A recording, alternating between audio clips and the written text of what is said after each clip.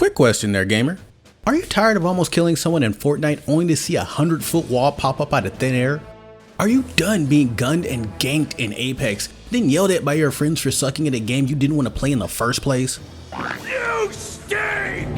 Are you over the hype that comes with every new shooter just to find out that they are all rushed, flaming pieces of time-wasting, cash-grabbing garbage? Well, my name is Ciphrix and I'm not here to solve any of that, but I can show you a dope game I found. Good morning, afternoon, evening, and good dawn, Rocketeers. This is your boy Ciphrix wishing you an amazeballs day. I was initially sleeping on this game because I've had a recent falling out with shooters.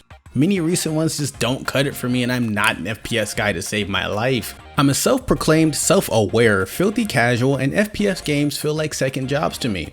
Doubling down on that and straight honesty, guys, I'm a third-person shooter fanatic. You give me something that's third-person, I don't care how hodgepodgey hybridy it is, I love it. So imagine my surprise when I start hearing the phrase Smash Brothers with rockets and guns thrown around, or Smash Brothers meets Overwatch. What the hell is even that? So after some digging around, I did what I always do with games that look super hybridy and could possibly waste all my time and money. And now we're here. Don't pause. Press play. What's up there, High Flyer? Thanks for not mega blasting me into infinity and instead taking a soothing moment to watch my video.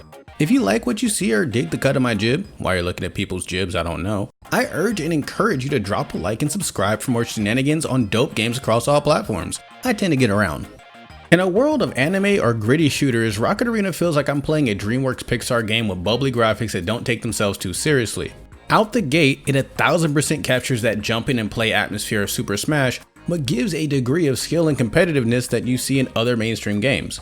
Whether it's during a ricochet shot, or slowly climbing back onto the map after I've been blasted off of it, I've never felt so comfortable jumping through the air and scoring shot after shot on my enemies. Sidebar, launching cross-platform out the gate is a genius move as well. Xbox, PC, and PS4 players can all join in on the fun. Mobileites fret not, while Rocket Arena is not for mobile, there is a high-flying arena shooter that you'll love called Kickflight, which I'll link to my review of it down below. So how does it work? I'm sure you've seen Super Smash Bros. Thrown around a lot in reference to this game, if you even do like the most cursory and basic Google search on Rocket Arena. What Final Strike has done here is a blend of the damage system and combat of Super Smash with a comfortable arena shooter like Overwatch. You have your roster of colorful, unique characters who play radically different from each other, but all follow the same formula. Pew pew normal attacks plus 2 unique skills and the ability to triple jump or air dodge. When you start your fight, your health bar is empty and it fills as you receive damage. Combos speed this up, and the more damage you take, the farther you fly when hit. When your bar goes full, it gets these hazard lines across it. And if the enemy even so much as blinks at you, you go flying into the 360-degree dome that covers the map, resulting in a knockout. After which, your character floats back into the map safely with an empty bar, with no loading or any time consumed. While most knockouts are complete blowouts and you go flying out aimlessly without any control, some allow you to save yourself either by blowing your air dodge to break the stun, or by using the unique rocket jump mechanic to scale the side of the map back to safely. And yes, shooting your feet makes you go up without damaging you. Don't question it. In Smash fashion, you have map elements that enhance the experience and make each map more unique. From trains to geysers and spike traps, each map has its own feel and dangerous element to look out for. There are also random boxes for tricks and traps you can use. These can range from prize boxes for your whole team, to a ninja scarf that enhances your aerial dodge, to a bomb and trip mines. Well, that's nice, Ciphrix, but the game costs money and I like my money, so what am I getting for my money? Fair point. Well, the game launched pretty complete, for once. With the full roster of 10 characters, multiple maps, and game modes that go outside of traditional Team Deathmatch and King of the Hill, Rocket Arena really delivers a full package. There's even a soccer match type that works surprisingly fluidly. It reminded me of touchdown mode from a small known third-person shooter called S4 League back in the late 2000s, something I never thought I'd see again.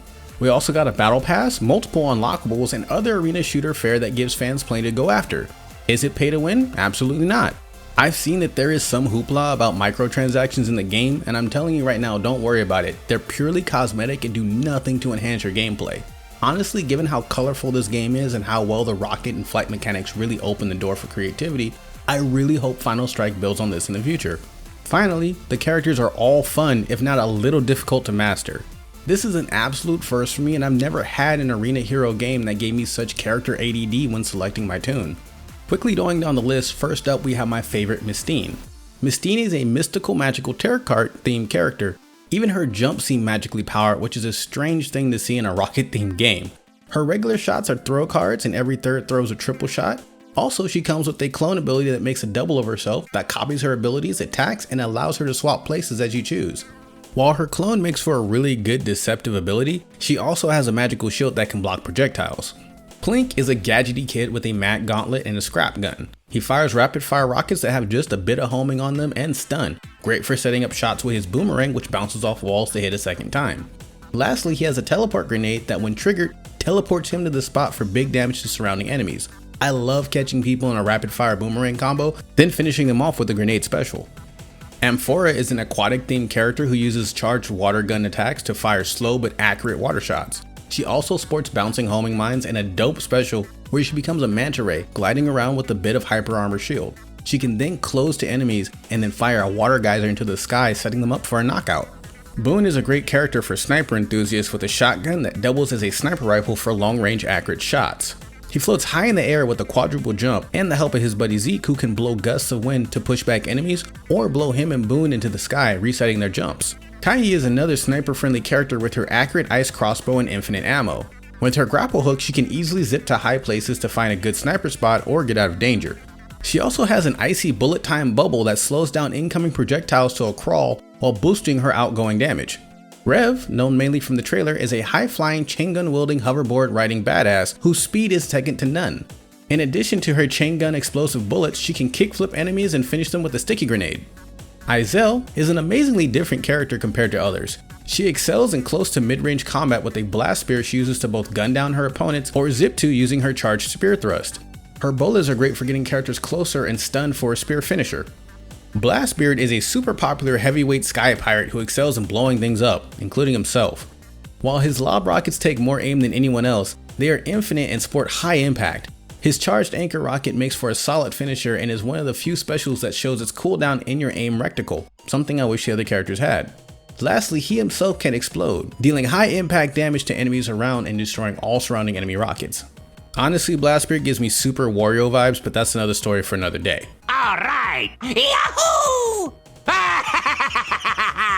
Top Notch is an older military character who sports a call down attack, a rocket bombardment, and rockets he can trigger at different distances, making him a great aerial support toon. Instead of triple jumps, he sports a jetpack that he can constantly use by holding down the jump button, making flight fairly easy for him. Let your teammates charge in while you support them from afar. Lastly, Jato, another heavily rocket themed character, sports the most newbie friendly style with easy to aim rockets, a rapid fire stream of mini rockets, and an alt fire mode that increases his rocket's impact and his mobility. While he may seem straightforward compared to others, his simplicity is also his strength, allowing players to quickly adapt to his playstyle and learn the game. And that's my 2 cents on the subject, y'all. Rocket Arena is an absolutely addicting and fun game that's great for both casuals and hardcores alike. There's plenty to dive in and enjoy if you want to play for just a few rounds or even a few hours, and there's just enough depth to give value to mastering a character much in the way you would on a game like Overwatch or Smite. It's hard to run in by yourself and dominate as a solo player, and team play is extremely encouraged. One gripe I did have on this game is that if a player rage quit, there is no replacement in there. They don't load in another character who's been looking for a match. So those last 2 players, or even one if it gets really bad, has to stick it out by themselves. And the way this game plays, 3-on-1 makes it nigh impossible to win. That said, connection issues were few and far between, and most, if not 99% of my matches were always 3-on-3, so it's something I wouldn't worry about. If you're interested, I put some links down below for Rocket Arena, available on PC, Xbox, and PS4 for cross-platform play. Let me know how you guys feel about it down below, your thoughts, your favorite character, if you guys have any questions about it, etc. And as always, love, peace, and elevate your hunts. Lates.